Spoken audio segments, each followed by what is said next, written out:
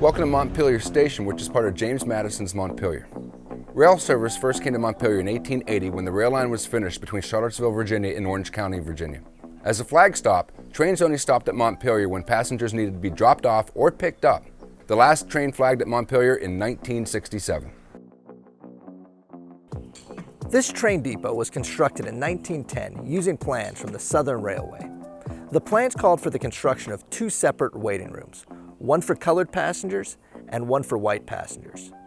This segregation was mandated by law in Virginia and various places across the South from the 1890s until the 1960s.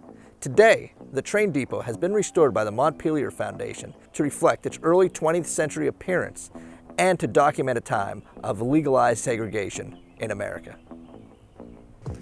With its colored sign above the door, this train station waiting room is a physical representation of the separation and segregation African Americans had to go through on a daily basis. Waiting rooms and public spaces like this were segregated by law throughout much of the early 20th century throughout the South. These laws became known as Jim Crow laws. Though the segregation law demanded that these spaces be separate but equal, many of the accommodations provided for African Americans were anything but equal. This space in particular is much smaller than its counterpart. It also has no access to an agent and doesn't have viewing access of the platform. Let's go over to the other side where Mr. Gimbi is and see just how equal that space is.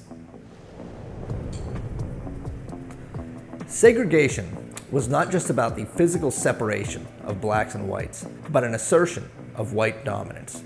In the time of legalized segregation, racism seeped into every private and public aspect of life. Montpelier Station was desegregated in the 1950s, and while this place bore witness to the racism that led to segregation and disenfranchisement, today Montpelier Station stands to foster a discussion on freedom and equal rights.